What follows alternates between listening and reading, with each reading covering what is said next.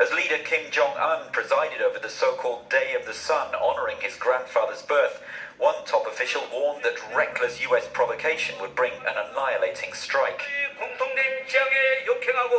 The US attack on a Syrian airfield has raised questions over its plans for North Korea. On Thursday came this warning. The time for action is now, and by that we need to look at ways to put increased pressure on North Korea in order for it to recognize the reality that it needs to pursue denuclearization.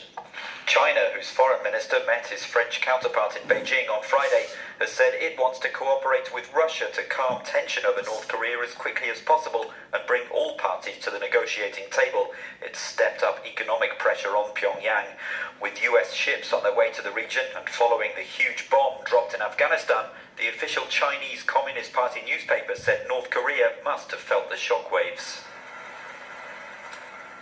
Details we have. Wikileaks founder Julian Assange has hit back at the CIA after an outspoken critique by the agency's director. The whistleblowing website made a series of allegations against the US government after Mike Pompeo spoke out at a think tank gathering in Washington. It's time to call out Wikileaks for what it really is. A non-state hostile intelligence service often abetted by state actors like Russia. In reality, they champion nothing but their own celebrity. Their currency is clickbait. Their moral compass, non-existent. Their mission, personal self-aggrandizement through destruction of Western values.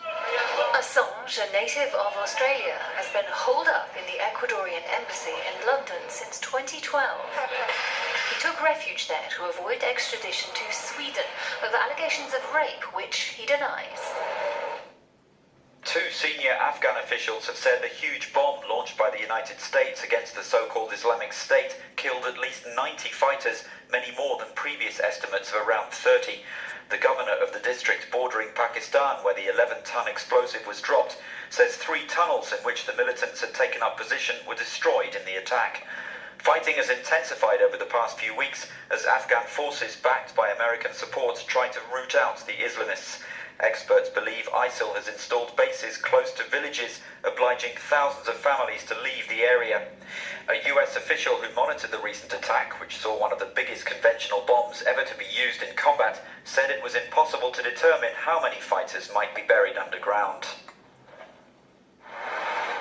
By day and by night, they're on the move. Thousands of civilians and fighters evacuated from 4 besieged towns in Syria under a deal struck between the Assad regime and rebels. These transfers are the latest in a long series over 6 years of civil war. Encircled by insurgents, people from the pro-government Shiite towns of Kafraya and Al-Fur are being taken to regime-held areas, while those in rebel-held Zabadani and Madaya, under siege from pro-Assad forces, are being bused to the insurgents' northwestern stronghold in Idlib province. After 2 years of living under siege, evacuees were allowed to leave under the agreement brokered by Qatar, which supports the rebels, and Iran, which backs the regime. Many in the opposition view this as forced demographic change, while others claim men, women and children are simply being transferred from one danger zone to another. A solemn service at Rome's Colosseum, known as the Way of the Cross. The biblical account of Christ's death by crucifixion was commemorated by some 20,000 people at the ancient amphitheatre. They were led by the Pope, who asked God for forgiveness for scandals in the Catholic Church and evoked the widespread suffering the world is seeing. We come to you this year with downcast eyes, with shame, and with a heart full of hope, of shame for all those images of devastation, destruction and shipwrecks that have become routine in our lives.